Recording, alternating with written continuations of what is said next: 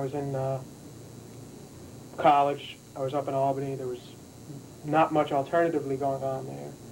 And my friends and I were driving all the hell over the place, up to Syracuse, out to Boston, always coming down to New York City for CB's matinees.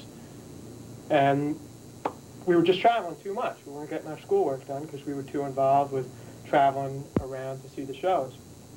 We decided it was hardcore. We could do it ourselves. We found a hall to rent out, found a sound man willing to work with us, and then got the bands coming through, and it became a pretty big thing. For quite a while, towards the end of my college time, it became a real regular stop for all the bands that were coming through, that were playing New York City, that were playing Boston, and needed somewhere in between. And we did all the Black Flag, Suicidal Tendencies, and all that stuff. And the important thing was, there was nobody outside involved. It was run by kids, for kids. The bands were playing for the kids. And there wasn't that barrier there that there is everywhere else. And there wasn't some big company taking our money. Jimmy was trying to say something about trying to get paid. Harley was trying to say something about getting paid. And it's really bad. I mean, for the bands, you know, they get screwed over by lawyers and businessmen or whatever. Little labels get the same deal, only worse. You got to put upfront money, pay cash upfront for all the records you put out. You put out a single, you got to pay, you know, a couple $1,000s to a pressing plant before they even send you the records. Then, when you give them to a distributor, they say, okay, we'll pay you in 60 days. Then what happens is they sell out in 30 days, and then they say, oh, well, send us more. Well, how the fuck can I get more unless somebody gives me money to press it again? It's like, I don't have an endless wealth of cash. You know, the capital's not there for me to do anything with. It was us doing it because we wanted to do it, because we really cared about, and we still do care about, the integrity of the music. And that's when I had finished college, I was in law school, and still wanted to keep a finger in what was happening, and that's when a friend and I started a record label called Combined Effort, and for the same reason. There were a lot of bands that wanted to do stuff that didn't want to be with the bigger record labels and make some more money for someone else, like this video is doing. But, you know, and that's a choice for bands to make, whether they want to. It seems to be very often justified by getting larger exposure, getting their message across to more people. It's not upsetting, but when you put your heart and your soul into something and you don't get nothing back, you know, it's depressing and you don't want to do it anymore. So when people say, oh, big business is bad or making money is bad, that's bullshit. Because if I didn't have money, if I don't have money to put out records, I also don't have money to eat. If you're really into what you're doing, what you want to do is spread your message and play your music to as many people as you can, and do it for as long as you can. Make a job out of it, a life out of it. But that's what we're trying to do. Take it as far as we can. Wouldn't you rather put on the radio and listen to Agnostic Front, Sick of It All, Gorilla Biscuits, you know? Wouldn't you rather listen to that than to what you listen to now? So here it goes out to all the punks and skins, and to my own Latin brothers, since I am from Cuba. I bear respect to all the lads out here. This is called Crucified.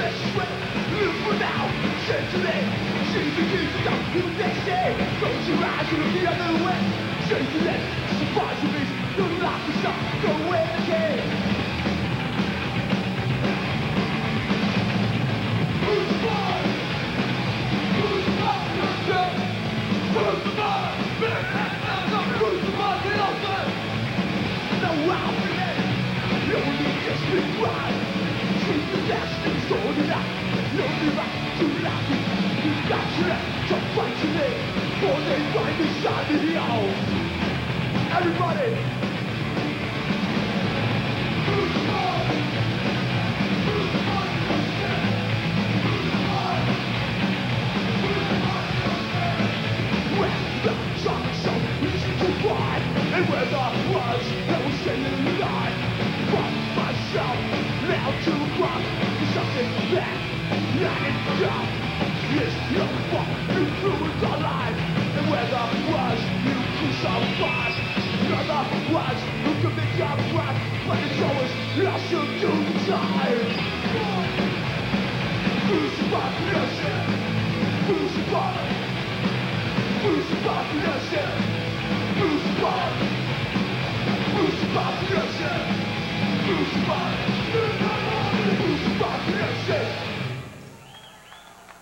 Touring's, it's the best thing. You don't, like, when I first went, I just went as a roadie, and it was like such a change. You don't have to do anything you don't want to. It's so much fun. You have, like, all you have to do is show up and play. Yeah, it was like going back in time. It was like seeing, like, CBGBs, and we were going to other states and seeing the way it was. We were seeing it there. All the kids were friendly, you know, they were all into it. There was no backstabbing going on, you know, stuff like that. Nobody was complaining that our records were in a shopping mall, you know. Yeah. Kids were thanking us because the record was there, because if they send away for the record, you know, 6 months later they still didn't get it, but now you could go down to the fucking mall and get it. Yeah. And plus, a lot of the other places, it's not like everywhere we played was like a bed of roses. There were some places where we had a lot of trouble with people who didn't agree, who had preconceived notions. You just get to meet a lot of kids who just, like, really, just from your records, they just really get in, just get into what they think you guys are about.